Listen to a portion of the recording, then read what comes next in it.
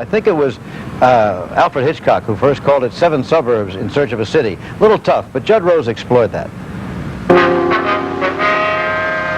Los Angeles, California. I work here. I'm a cop.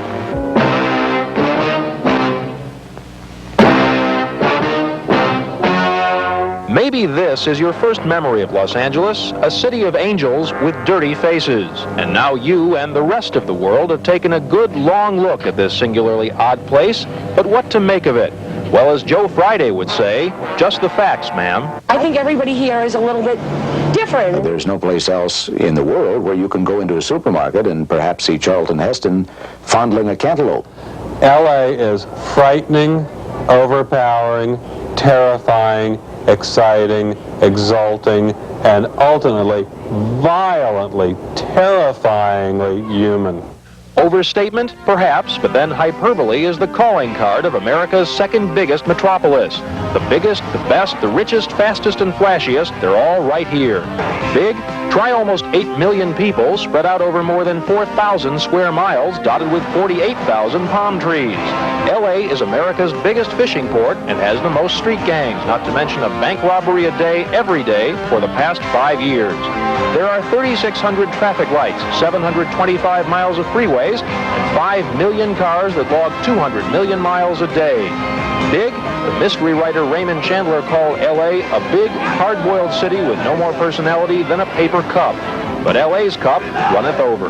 Oh, I think we still have the Eastern feeling that we are a bunch of nuts out here, that we wear short pants and bikinis and surf and smoke pot, and that we don't do anything very seriously out here. But what to make of this crazy quilt of cars and cocaine and conspicuous consumption, of smog and surf and sprawl and the Sunset Strip, of mansions and Manson, of movie stars and mudslides, a place where the people can choose between life on the fault line or life in the fast lane. And so they cajole themselves into thinking they're doing something interesting by inventing a diet per week, or chemically altering themselves to the point where they might be able to accept some babble from the newest guru that comes down the pike and sets up a religion business for them. These people are desperate for entertainment. Well, it is, of course, the entertainment capital. It was Frank Lloyd Wright who suggested someone must have tipped the continent and everything loose rolled into Southern California. There are, it seems, a higher percentage of strange sort of cults and religions and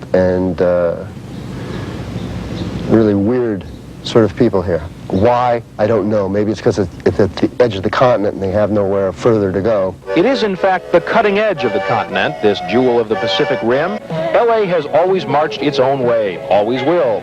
Even now, it marches away from the rest of America, geologically speaking, at a rate of about 23 feet a century. It's easy to be a model for fads, whether they're topless or whammo-less or whatever they are.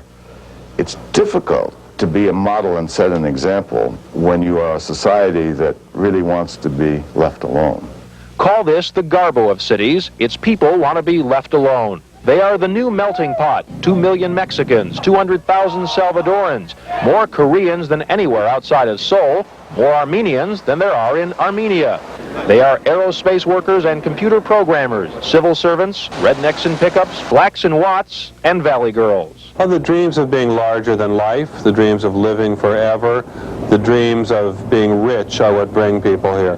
Nobody comes here to work 9 to 5. If you want to work 9 to 5, stay in Milwaukee, stay in the Bronx, stay in Dallas. Or come here. You may find the lotus land of myth, or maybe what you left behind.